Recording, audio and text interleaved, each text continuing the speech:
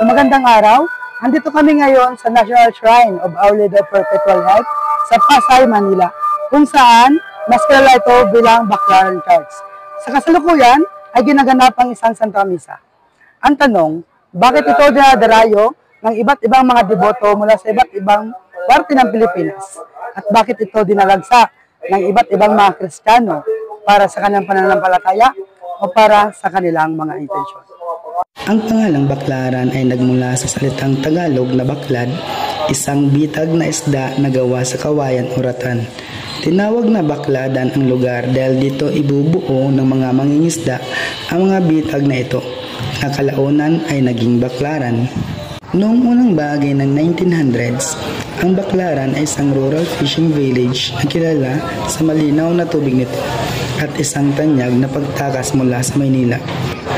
Noong 1929, ang Redemptorist Order ay nagtatag ng isang mission station sa Baclaran na naakit sa kanayunan at mahirap na lokasyon nito sa labas ng sentro ng lungsod.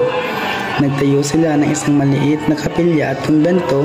Sa simula ay nilayo ng lugar na magsilbing base para sa mga misyon sa mga nakapaligid na baryo, sa halip na bilang isang formal na simbahan ng parokya. Itinatag ng mga Redemptorist ang pambansang dambana ng ating ina ng laging saklolo na ngayon ay kilala bilang Baclaran Church at isang pangunahing lugar ng peregrinasyon.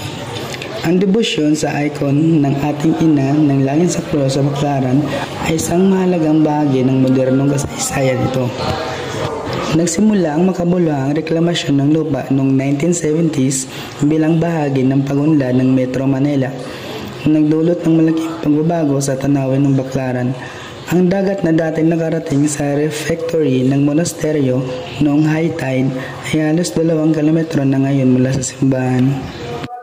Dinarayan simbahan na ito hindi lang upang manalangin at magsamba sa ating Panginoon, kundi dinarayo din ito dahil sa maganda nitong ambience na pwedeng pang-profile sa ating mga social media at sa nakaka-refresh na paligid nito sa loob man o labas ng banal na simbahan.